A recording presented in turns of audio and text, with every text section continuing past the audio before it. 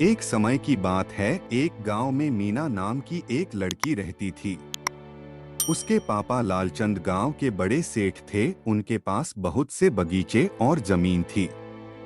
वह अपनी बेटी से बहुत प्यार करते थे। वह उसकी हर जरूरत को पूरा करते थे, जिसके कारण वह बहुत बिगड़ गई थी और घमंडी हो गई थी। वह कभी कभी अपने पापा के सामने अजीब सी मांग रखती थी, जिसको भी उसके पापा पूरा करते थे।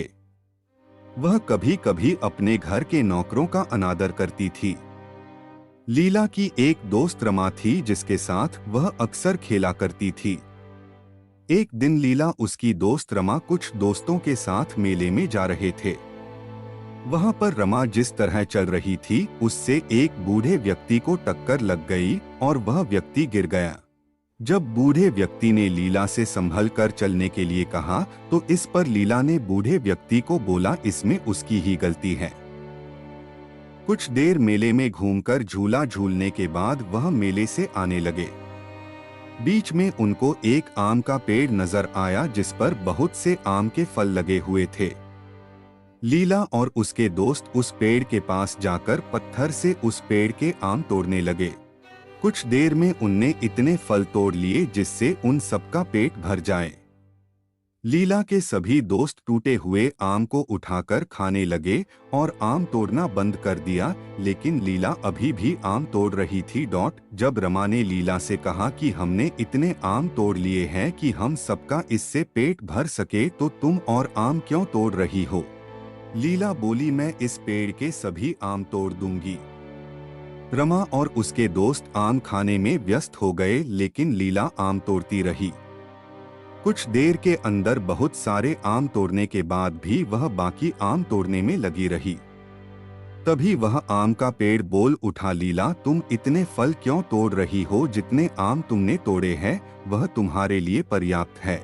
पेड़ को बोलता देखकर लीला के दोस्त डर गए, लेकिन लीला बोली, मैं तो आज तुम्हारे सारे आम तोड़ूंगी।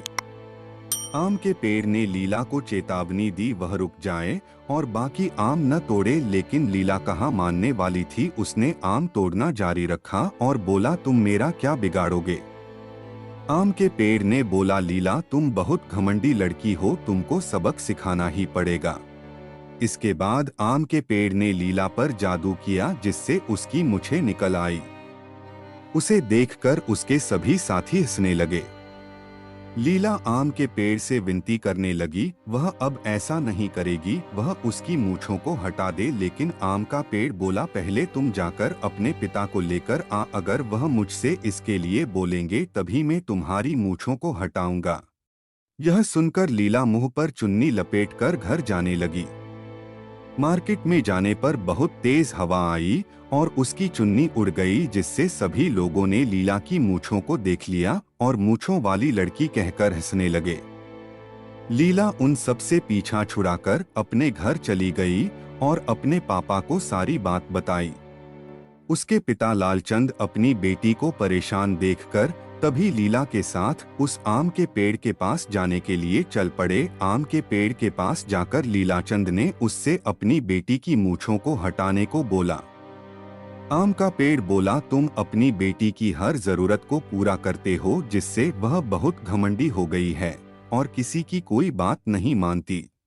यदि तुमने इसको सही शिक्षा दी होती तो यह इतनी नहीं बिगड़ती। लालचंद ने अपनी गलती मानते हुए आम के पेड़ से अपनी बेटी की मूंछों को हटाने की विनती की और लीला ने भी आगे से कभी ऐसा न करने को बोला।